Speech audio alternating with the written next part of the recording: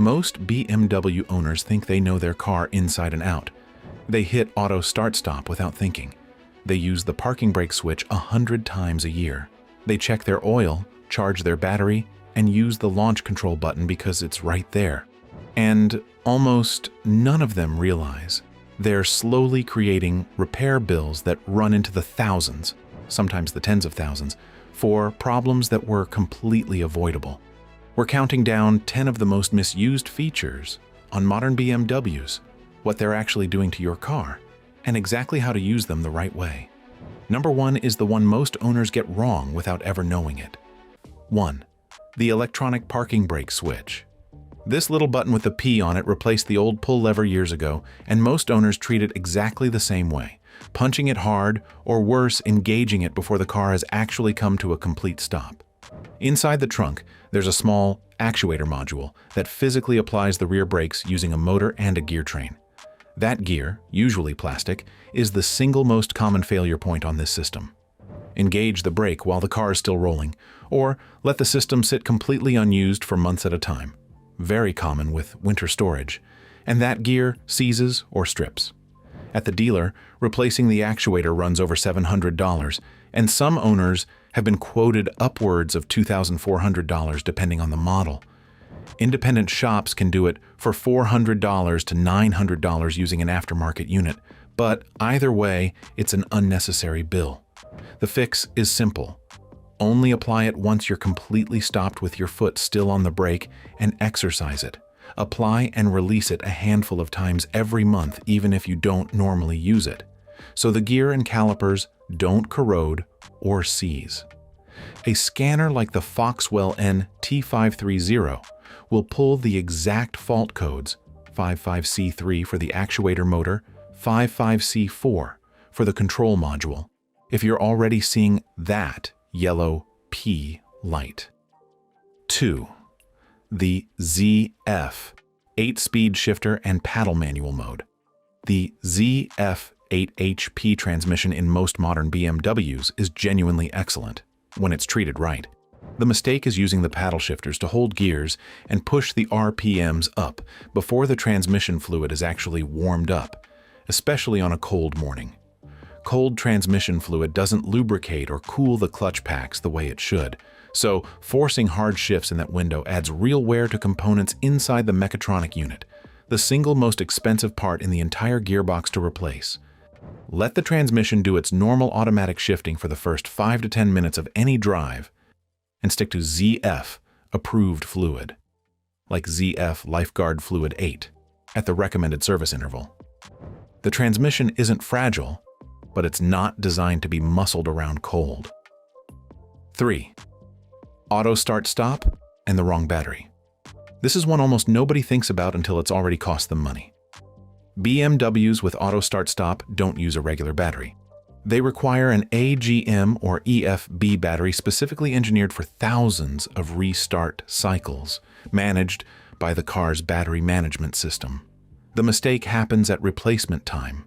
An owner or a quick lane shop drops in a cheaper standard battery or installs the correct AGM battery, but never registers it to the BMS. Either way, the system can't manage charging correctly, and that battery can fail in as little as 6 months. It also puts unnecessary strain on the alternator and the start-stop's heavy-duty starter motor, trying to compensate. By the way, if you haven't grabbed it yet, the complete BMW Longevity Bible has the full breakdown of which battery spec your exact model needs and how to register it properly, so you're not guessing at the parts counter. The correct move is simple. Always replace with an OEM spec, AGM or EFB battery. Always have it registered to the BMS afterward, and keep it on a smart charger like a CTEK if the car sits for more than a few days. That alone prevents most of the premature failures we just talked about. 4. Checking oil level through iDrive. A lot of newer BMWs don't have a traditional dipstick. The oil level is read electronically and displayed through iDrive. The mistake is checking it cold, right after the car has been sitting overnight, instead of after the engine has actually reached operating temperature. When the engine's cold, Oil is still clinging to the upper parts of the block instead of having drained back into the pan, so the reading comes back artificially low. Owners top it off based on that reading, and now the engine is overfilled. Overfilled oil foams under crankshaft rotation, builds excess pressure, and can damage seals, gaskets, and even the catalytic converter over time. The correct procedure: drive for 10 to 20 minutes until the engine is fully warm, park on level ground, wait about 60 seconds, then check through car, vehicle status, engine oil level, and always use the BMW Long Life rated oil your engine actually calls for. Liqui Moly's Long Life formulas are a safe, widely trusted choice if you're topping off yourself. 5. XDrive, and replacing only 1 or 2 tires. This one has gotten a lot more attention recently because of an active lawsuit over XDrive transfer case failures, but the root mistake long predates that. The XDrive system relies on all 4 tires having a matched circumference. Replace only 1 or 2 tires instead of a full set, or mix tread depth significantly, and the transfer case's clutch pack has to slip continuously to compensate for the speed difference. That generates heat, breaks down the fluid faster, and wears the clutch pack prematurely. BMW's own tolerance is tight. Keep tread depth within roughly 2 millimeters across an axle, and circumference within about 1%. Ignore that, and you're looking at a transfer case fluid service in the $250 to $1,300 range if you catch it early, or a full transfer case replacement that can run $7,000 to $13,000 if you don't. Always replace tires in full, matched sets on an XDrive car.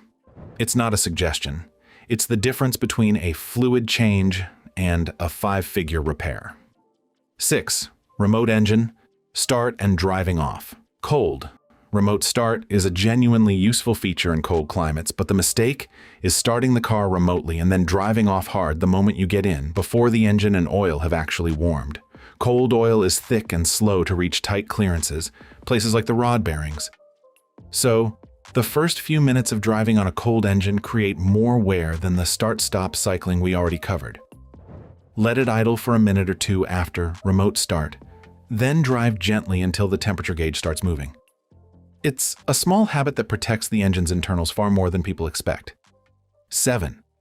Launch control on M models. If your BMW has an M Steptronic or DCT gearbox, launch control is right there waiting to be used. And BMW's own documentation is blunt about it. Using launch control causes premature component wear. The system actually won't even activate until the transmission has had an uninterrupted drive of about 6 miles to reach full operating temperature, which tells you how seriously BMW treats the heat requirement. The mistake is using it repeatedly on the street, especially before that warm-up window.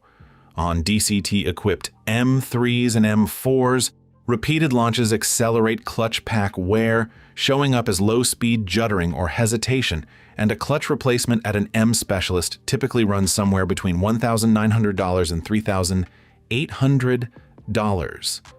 Save it for the track and never use it cold. 8. Run flat tire. Pressure. Run flat tires have reinforced sidewalls specifically so they don't visibly sag when pressure drops, which is exactly what makes incorrect pressure so easy to miss. The mistake is assuming a generic 32 psi number applies across the board instead of checking the actual sticker on the door jamb, which on many BMWs specifies different front and rear pressures depending on tire size and load. Run them too low or too high and you accelerate shoulder and sidewall wear. And because RFTs don't sag, you can be driving on a slow leak for weeks without any visual clue, right up until the pressure warning finally trips. Always check the door jamb spec for your specific tire size, and check it when the tires are cold. 9. The auto hold button on hills. Separate from the parking brake switch we covered in number 1. Auto hold is the small button, usually near the shifter, that lets you take your foot off the brake at a stop without rolling. The mistake is using auto hold as a substitute for the actual parking brake on a steep grade for any extended period, like parking on a hill while you run into a store. Holding that clamping force electronically for an extended stretch adds continuous load that contributes to brake pad glazing, and it puts repeated strain on the same actuator system we already talked about. Auto hold is built for short stops in traffic, For anything longer or on an incline, use the actual parking brake and put the transmission in park. 10. Leaving apps and hotspot running after you park. BMW's connected infotainment system can keep drawing power from the 12-volt battery even with the engine off. Streaming, the Wi-Fi hotspot, background apps, on its own that's a minor drain.